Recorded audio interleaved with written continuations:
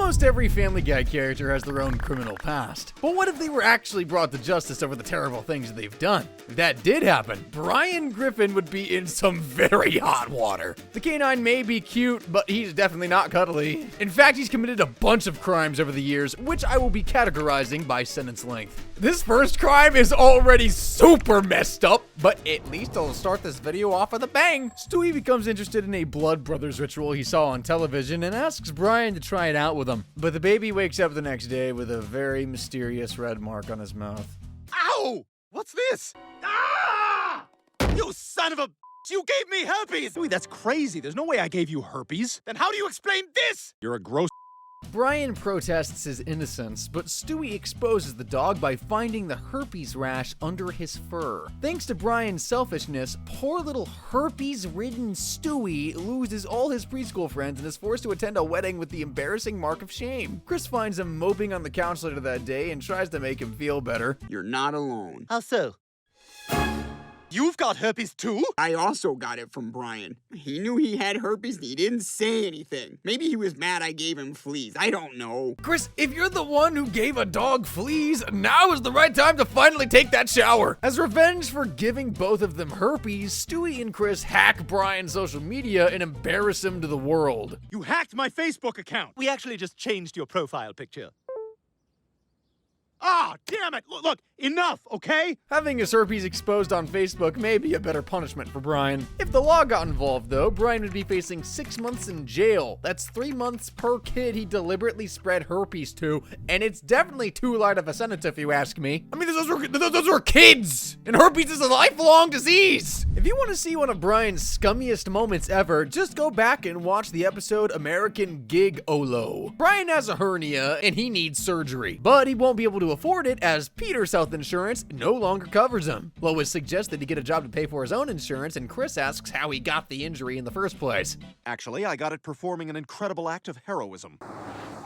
Somebody help me! I'm sinking! Hurry! I can't hold it! And if I were Chris, I'd be really sorry for asking, because that couldn't have been further from the truth. This is what actually happened. Let me just unstrap my baby! Oh, slipping, sorry. I will never again feel sorry for Brian when he gets his kicked by the other characters. He just lets her and the baby drown, and that violates the Rhode Island duty to assist law. The law makes it a crime to not help at the scene of an emergency if you can assist without endangering your own life. Brian looked pretty safe to me, so by abandoning the rescue, he's broken the law. He would be sentenced to 6 months in jail, a very lenient sentence for an oxygen thief like him. Brian and Stewie are best buds, but sometimes Brian forgets about the age difference and takes Stewie along with him to do very adult things. Is he 18? Horace, the drinking age is 21. Buying alcohol for a minor is a misdemeanor warranting 6 months in jail. Next time, Peter and Lois should just pawn Stewie off on Meg and Chris. When Stewie's not there to yell at Brian's bad driving.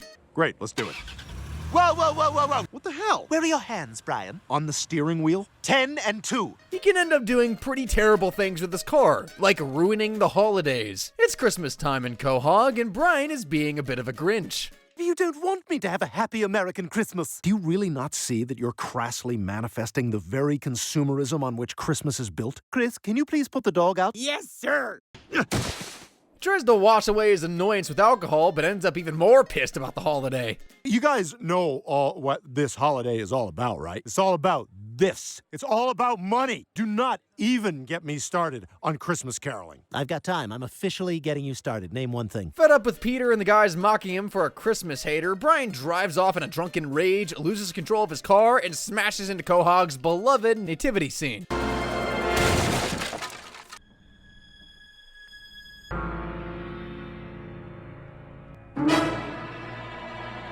The vandalized nativity scene causes Mayor West to cancel Christmas, and Stewie drops an anonymous tip so police can find the wrecked car Brian abandoned in a parking lot. Brian is then arrested and spends Christmas morning alone in a jail cell, and that makes him realize the true meaning of Christmas, being with his family. Aww. While the ending of that episode was sweet, drunk driving definitely is not. In the show, Brian was released from jail within 24 hours, but in real life, he would not get off so easily, even if it is Christmas. He would spend a whole year in prison and could be banned from driving for at least 180 days, but worse than that, Brian will be getting a big pile of coal from Santa. Brian is usually a well-mannered dog, but he did take something without permission once. You remember Brian's son, Dylan?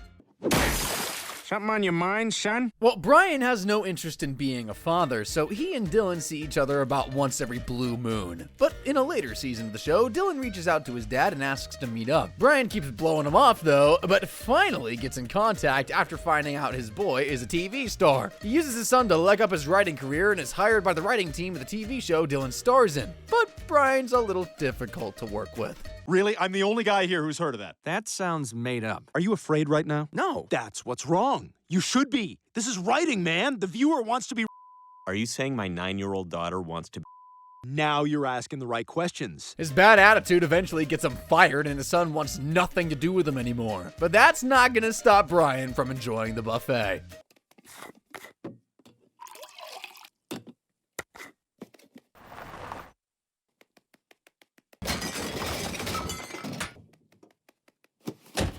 Stealing a whole buffet is extremely petty, but it's still classed as theft. If the producers reported Brian to the police, he could be sentenced to 1 year in jail. But I mean, shoo, that might be worth it. Like, did you see that food? It looked hella good! The dog getting married seems like the cutest thing ever, but it was a nightmare for Brian. Brian meets a new love interest at the bar, but finds out she's dying of cancer and has 2 weeks left to live. So to make her feel better, Brian asks for her hand in marriage, thinking that she won't be around for much longer. But right after the marriage has been made official, the doctor shows up and makes a surprise announcement. Your attention, please. Dr. Gravitas? I want to give you two your first gift. These are your latest test results, and they're remarkable, meaning Jess is going to live. It sucks for Brian to be stuck in a marriage he doesn't want, but it sucks even more when Jess becomes morbidly obese and adopts like 15 cats. Brian decides that enough is enough. Mommy was so sad when she had pushed you all up for adoption. Ooh, I'm going straight to the kitchen to make my favorite meal in a tiny apartment. Microwaved salmon. But instead of just calling a divorce attorney like any other person probably would here, or try to fix the marriage, he does this.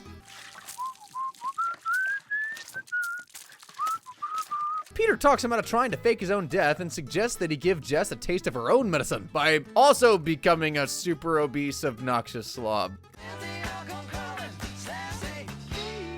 But that only leads to Brian developing hip dysplasia. Jess promises to take care of him, but simply dumps Brian at the pound to be euthanized. Fortunately for Brian, Peter barges into the vet's office before he meets his fate. There's no law against attempting to fake your own death, but there is one against attempted arson. It's classed as 5th-degree arson and carries a sentence of 1 year in jail. That's enough time for Brian to hit the prison gym and get back in shape again. Brian loves to try his hand at different jobs, but other people usually end up hurt as a result. Peter wants to play with Brian's rope toy, but the dog can be a little possessive.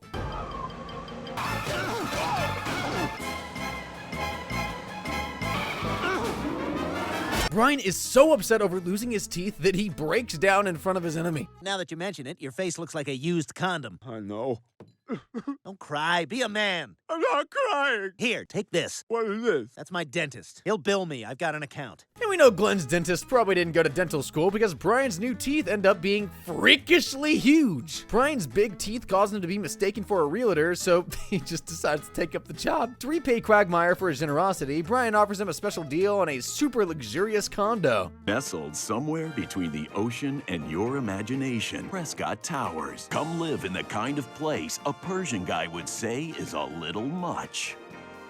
The ceiling is a pool. Glenn is conned into buying the property without seeing it in person, and when he finally does, it's about as luxurious as a dirty old cardboard box.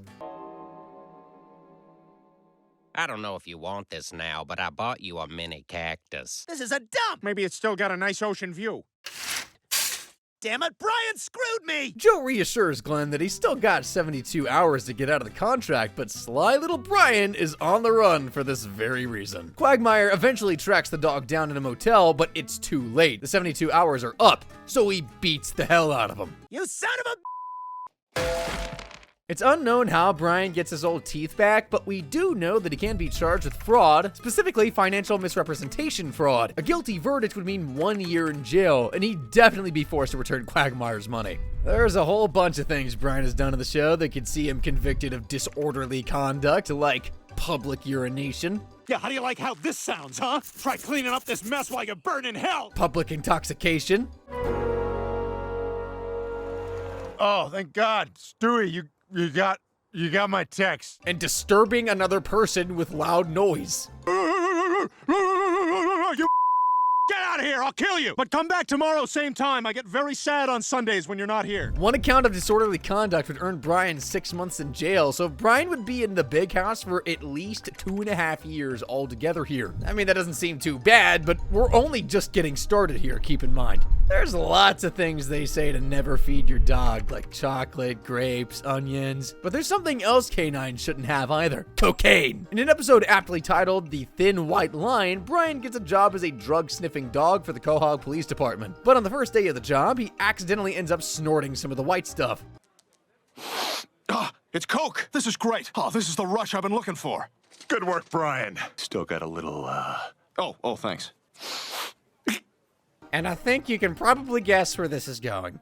Everybody, this is Tina. What happened to you? Hey, how about a little less questions and a little more shut the hell up? Brian's drug problem causes him to be fired from the police department, and with no job to keep him busy, he starts acting like an even bigger jerk than usual to his family. Here, baby, I'll show you the channel Lois doesn't know about. Chris, look away. Meg takes Joey upstairs. Brian, would you please ask your new friend to leave now? Things getting a little too real for the Stepford wife? Come on, baby girl, let's go to the park. Brian's douchebaggery eventually becomes too much for the family, and they stage an intervention. He goes to rehab, gets clean, and it's like nothing ever happened. But Brian wouldn't be able to put his cocaine addiction behind him so fast in the real world. Cocaine is a Schedule II drug in Rhode Island. Possessing it'll mean Brian spends the next 3 years in jail, which seems kinda unfair. Like, it wasn't his fault that he became addicted, but I guess he's still gotta face the consequences of his actions. Dogs are supposed to be the loyal protectors of children, but Brian doesn't care about where baby Stewie is or what he's doing. Brian is standing in the driveway browsing the morning paper, and Peter's about to head to work. This sounds like a recipe for disaster, doesn't it? Huh. Thanks to effective treatments, Magic Johnson down to 1 aid. Oh, God, did I hit that deaf kid again? It'll put a bell on that guy. Is there anyone in the show who hasn't been hurt by Peter at this point? Brian is wheelchair bound and must wear an e-collar while recovering from the accident. He feels more depressed than ever, and Peter's attempt to cheer him up only leaves him feeling worse. Here, have some food. I'm not hungry. Here comes the gravy.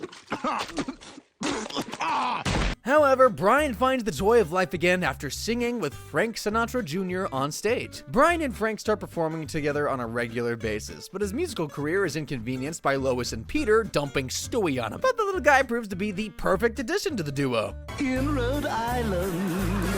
Oh, easy, kid. These people paid good money to get in here. How much are you charging them to get out? No mistake. Like a bowl of chowder and a big clam cake. We love Rhode Island. I hate how Stewie's musical talent gets overshadowed by the whole evil genius thing. After the show, Brian goes out drinking and ends up losing the baby. So Lois starts to actually freak out, but the lost little boy soon reappears. Dewey was supposed to be in bed 2 hours ago. He was right here, right next to me like 4 hours ago. Brian, you were supposed to watch him. Hey, Brian, remember me? I'm the guy you left standing at the counter at McDonald's with a bag full of burgers.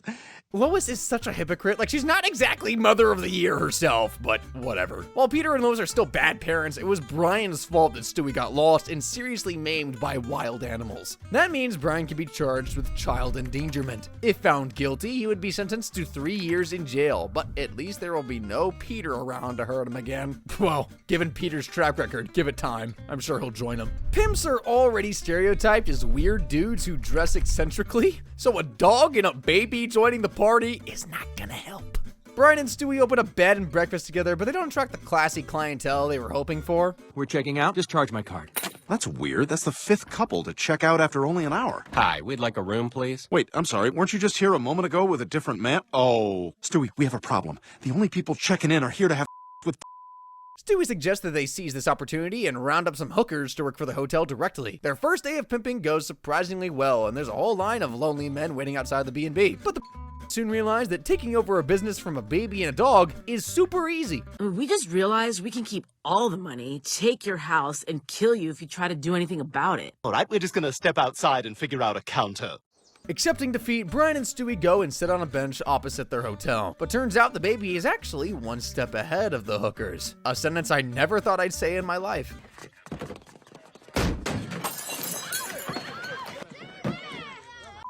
Is illegal in Rhode Island, so running a brothel is a very serious crime. Brian can be charged with pimping and be imprisoned for 5 years. Brian rarely takes Stewie to age-appropriate places, and the time they went to a folk festival is just one example of Brian's bad babysitting. Brian attends a graduation ceremony at Stewie's preschool and belittles his friend's achievements. Big moment. He's moving from the green room to the purple room. And just last month, we had to come here when he went into the green room from the yellow room. Despite inventing a literal time machine, Stewie believes he has no real achievements in life and decides to take a year out of preschool so he can go traveling. Like true travelers, Brian and Stewie stop at a folk festival and the booze goes straight to the little guy's head.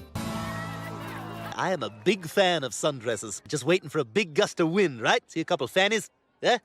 Give me a little bare hand slap. That's what we're here for. Okay, Stewie. Yeah, just give it a little test tap, see where she's at. Then you're pushing all up on that fanny. Whoa, Stewie. Yeah, I'll tell you who this Stewie is. This is day drinking Stewie, on the patrol for fannies. What are you looking at? The pair then befriend a hippie girl named Cassandra who asks the dog and baby something very disturbing. I was thinking maybe we could all have a three-way. I'm in. Yeah, totally. Cool, let's go. I'm serious, man. I'm doing this. I am too. Bring it on. Someone needs to check that woman's hard drive ASAP. They all head back to Cassandra's tent for the three-way, but before Stewie can be molested, the woman dies of a cocaine overdose. And even though Stewie and Brian did nothing to cause Cassandra's death, they feel it's necessary to hide her body anyway.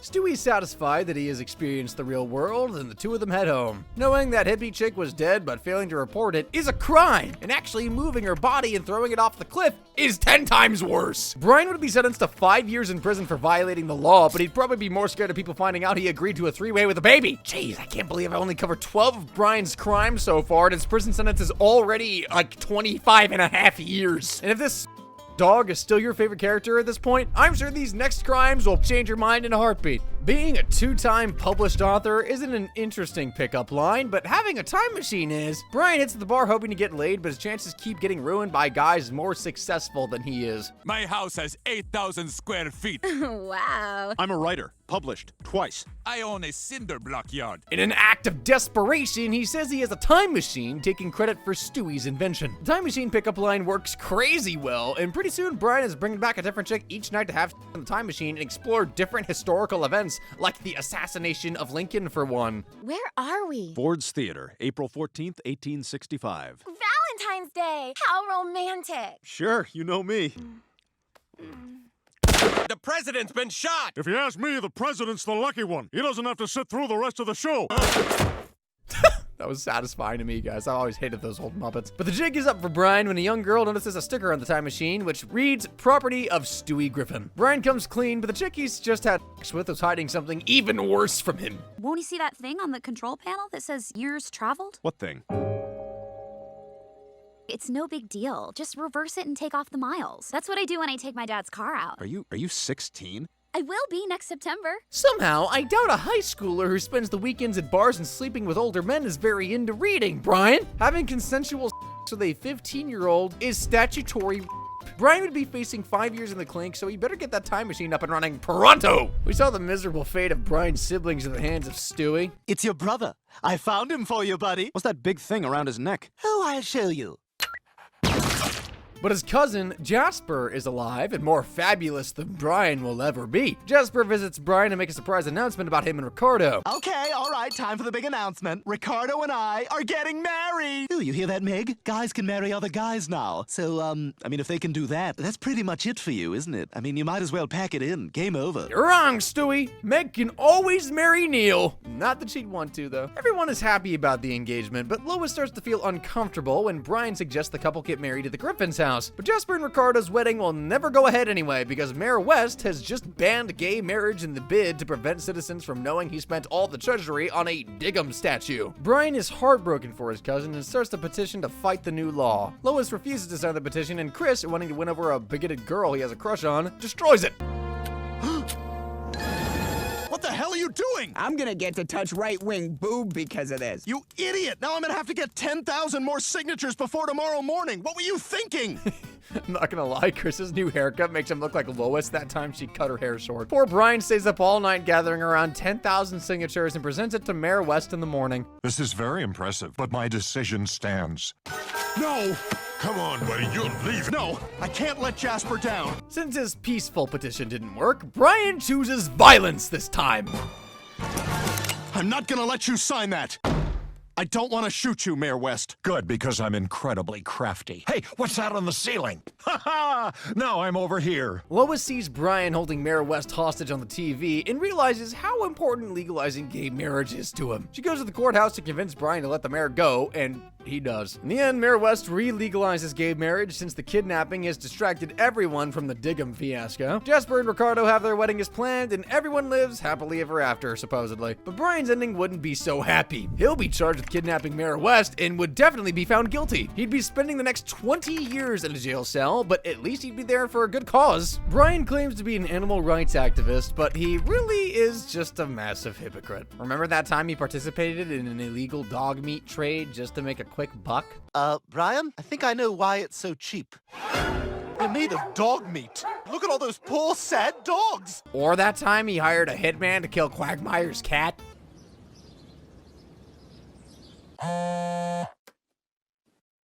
Hey, don't put it past Brian himself either. He's killed his fair share of animals too. And it takes a lot of disinfecting to clean up the mess afterwards.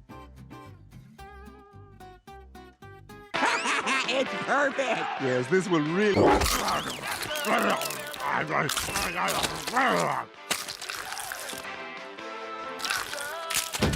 You just know you're evil when your violence renders Stewie speechless. Animal abusers get 5 years in jail, so Brian will be behind bars for the next 20 years for this, but he'll probably die of old age before he can get released anyway. Brian and Stewie are always bantering with each other, but in the episode Killer Queen, Brian's teasing went way too far. Stewie has ventured through time and space, but is terrified by the Queen album News of the World.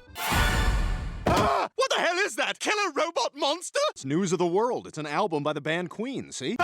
Louis, relax. No, Brian! You keep that thing away from me! Is it looking at me? Can it see me? You're really scared of this thing, huh? Does it eat little boys? If it's hungry.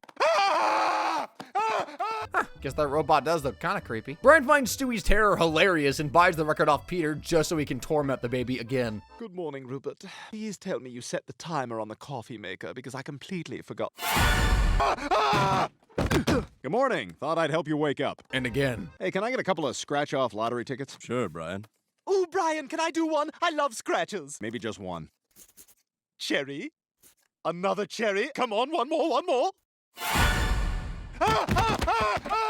Thanks, Carl. And again. Oh, what was I worried about? Living in constant fear makes Stewie lose the plot entirely and he becomes suicidal. Stewie? Rupert, we won't give that evil robot the satisfaction of killing us. We'll go together, on our own terms. See you on the other side. Stewie, no!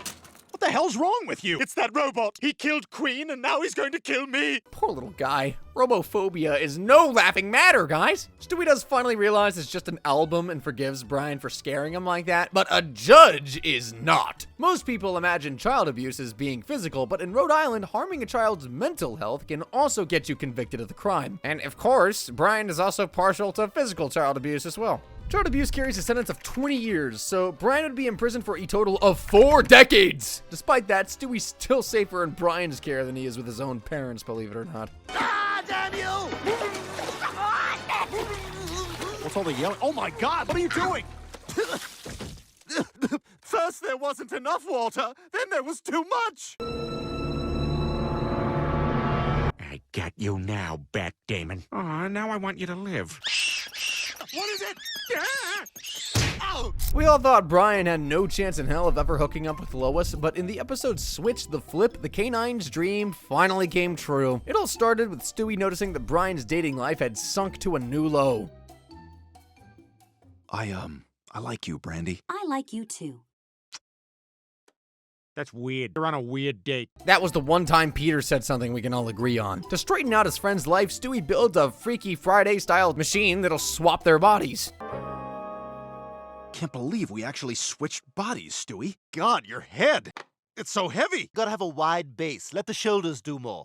Okay, I'm off to get you a job, a girlfriend, and onto the road less scummy. Stewie first gets Brian a job as a poetry professor, but ends up becoming the most hated teacher on campus. He then finds Brian a girlfriend, but the woman turns out to be a prostitute accompanied by an angry pimp. Accepting that he failed to turn Brian's life around, Stewie decides that they flip the switch back to their original bodies, but while the machine is doing its thing, Peter and Chris burst into the bedroom and get sucked into the switching process, turning Stewie into Peter, Peter into Stewie, Chris into Brian, and Brian into Chris. Holy frick, that's a mouthful. This body change leads to an extremely awkward and disturbing conversation between mother and son. Tell me you didn't forget. This is the weekend we're going to Dr. Johan's retreat. Remind me what that is again? The couple seminar where the husband learns how to give his wife an Are you saying we have to have this weekend? all weekend long. As soon as Brian finds out Stewie and Lois are at a retreat, he rushes over with the machine to switch bodies with Stewie, but the angry pimp from that morning stops them in their tracks. Stewie desperately tries to tell Brian how to fix the machine over the phone while simultaneously trying to ward off Lois. Peter, I'm gonna open the door with no hands. We've got to act quickly. First, open the back panel.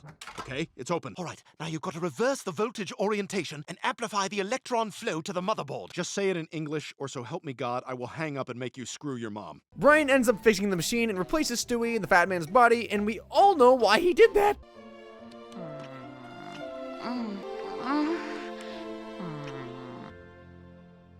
You didn't listen to a word Dr. Johan said, did you? No, I did not. Give Brian the benefit of the doubt, though, okay? It must be hard to do his usual moves when he's stuck in the body of a 500-pound man. Lois did not consent to having with Brian, therefore, he her. I mean, she'll never know, but if a court did find out, Brian could be handed a life sentence, and that's at least 25 years in prison. But I don't know, maybe Stewie could help Brian escape by switching bodies with a prison guard or something. Peter and Lois have faced a lot of marriage difficulties over the years, and Brian usually takes advantage of them when he can to try and get with his crush, his best friend's wife. Brian wins an award for an essay he wrote and is invited to Martha's Vineyard to receive it. Peter and Lois are invited along with him, but Peter goes missing the night of the award ceremony. He misses Brian's speech, and when he finally does show up, he's a tad tipsy. Hey, did I miss Byron's reward? Brian's award. And yes, you did, Peter. You've been a good son, Brian, and I'm sorry you're so sick. Okay, I guess tipsy wasn't the right word to use. The next morning, Lois and Brian spend the day together after Peter ditches his wife and soils himself. I wish I had a clip of that. Actually, no, I don't. By the end of the day, Brian's fantasies of kissing his darling Lois has become too much to bear, and he aggressively makes a pass at her. Oh my God, Brian! Now stop it! Can't help myself, Lois. I know you're married to Peter, but I love you and I can't stand it anymore. Brian, no! No! Get down! This is a good sweater! Off! Off! Brian, I think you'd better go. No! Stop scratching the door! Okay. She tells Peter what Brian did, and he confronts him the next day the only way he knows how.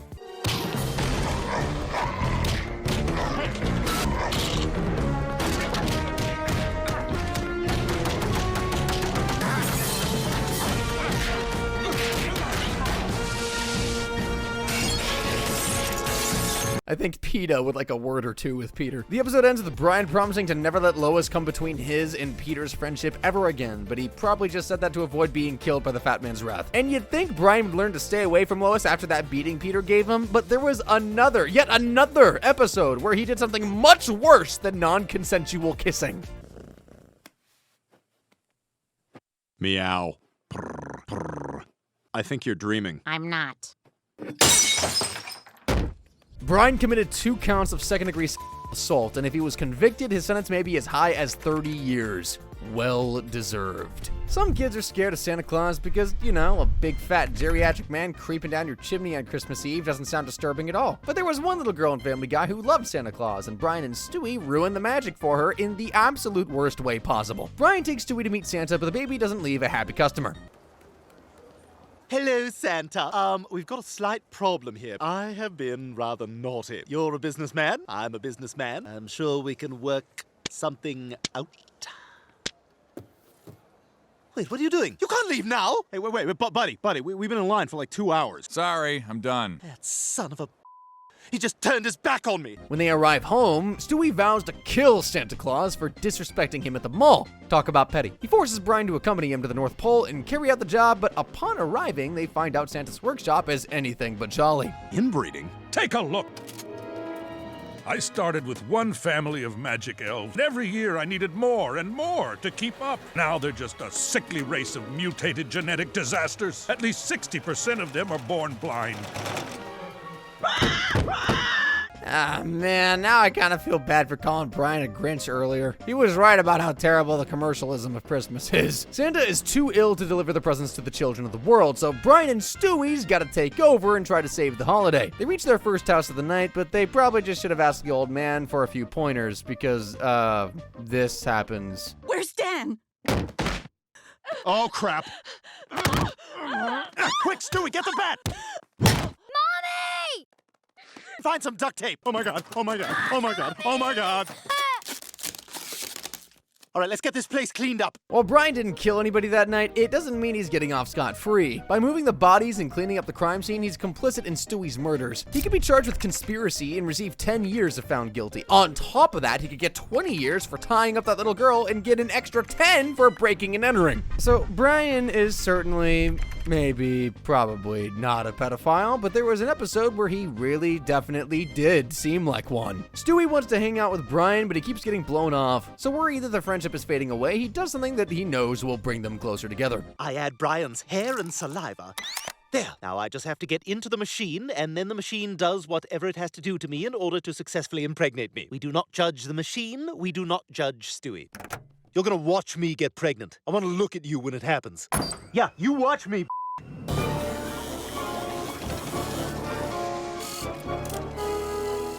Don't worry, Stewie got the DNA from Brian's fur and saliva. He didn't go anywhere near. Anyway, the next morning, Stewie announces his pregnancy, and Brian is obviously shocked and worried about what people are going to assume he did to the baby. He immediately demands that Stewie get in a...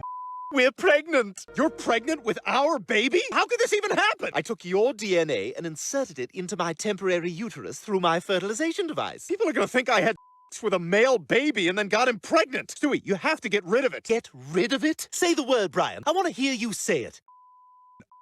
You need to get a big fat right this second. And when the baby refuses, he tries to do the job himself. I really don't want to talk anymore. Is it dead? What kind of monster hits a pregnant toddler? If you ever lay a finger on me again, I'll burn you in your bed. Could you do that now, please? Great work, Brian. Now people think you're not only a child, but a child beater. I cannot think of a worse thing for you to do in that situation. Stewie somehow reaches his third trimester within a few days, and the pregnancy side effects start to take a toll on him. My back is killing me, and I've also been experiencing a morning sickness. It's for the baby. It's for the baby. I wonder what Lois is thinking about all this. Either she's so neglectful she hasn't noticed anything is wrong, or she thinks her baby is experiencing the worst case of bloating in human history. Stewie's water breaks before the due date, but Brian can't make it to the hospital in time. This means Stewie must have the baby in the car. Brian, I'm going to need you to deliver the baby. Can you wait a second while I put a towel down? I don't want anything to get on the seats. Of course, our first priority should be to keep the vinyl clean. Oh God, it's coming! Can you see the head? I don't know where to look. Maybe you should look at the part of me where there's a baby coming out. Oh! Careful, don't get anything on the seats. I think another one's coming. I don't see it. I think it's coming out of my mouth. They're coming out of everywhere. Kill me! This hurts too much. Holy! What is happening? Brian, save the placenta. Do you even have a placenta? Whatever comes out, save it. I want to eat it. Oh. The writers of Family Guy must have tried, like, every recreational drug on the black market to think of that scene, man. Stewie and Brian try to adjust to being the parents of 7 Stewie-Brian hybrids, but they can't cope with their children's many birth defects. I think that one is blind. We'll have to get him little sunglasses. Because dog head human ears over here doesn't react to anything I say. Hey, you! Okay, this one is deaf. We are going to be spending a fortune on schools. How are we going to pay for that? I don't even have a job. Well, you better get one. And not writing. A real job.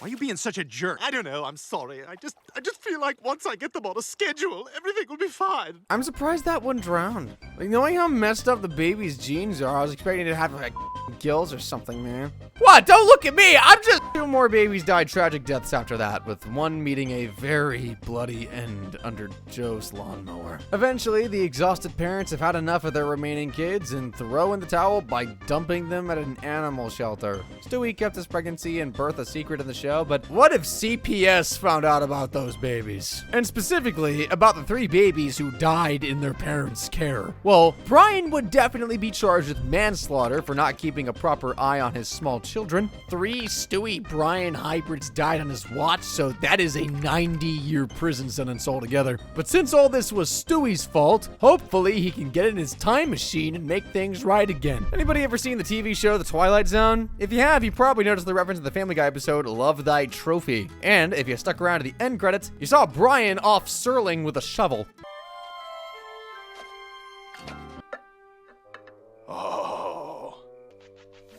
Submitted for your approval, a family pet with the uncontrollable urge to bury shiny objects in the yard. A shameful secret that nearly buried the peace and civility of an entire neighborhood. Rod Serling is just one of 7 people Brian has murdered, to my knowledge. The rest include Ivan Pavlov. Dog teasing. How's this for positive reinforcement?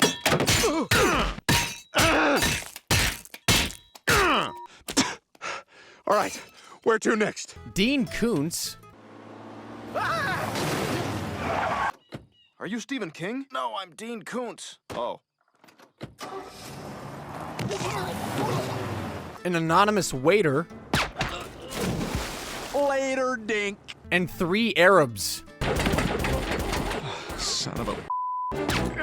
Oh, this is like a video game. Bad racist dog. A life sentence for murder in Rhode Island is at least 25 years. Brian has killed 7 people, so that is 175 years in prison. And they say prison meals taste like dog food, so it'll feel right at home there. Now, this last crime is a little weird. As you know, Brian has a long dating history, and only 2 of his previous partners have been dogs. Stewie, what the hell? These are all my ex-girlfriends. Interspecies relationships are apparently acceptable in the Family Guy universe, but they are extremely not here. While Brian is technically committing reverse zoophilia, I think the whole talking dog, human-level intelligence thing would mean a judge would charge him for the crime anyway. Brian does better in the dating scene than most humans. Throughout the show, he's had 20 non-canine girlfriends. Rhode Island punishes zoophiles with 20 years in prison, so that means he'd be sentenced to 400 years in the slammer. All in all, Brian is a dangerous dog who will be spending a grand total of 870 and a half years in prison. He's definitely not a good boy. But are there characters who are worse than him? Well, click on the screen to find out all the evil things your favorite character has done.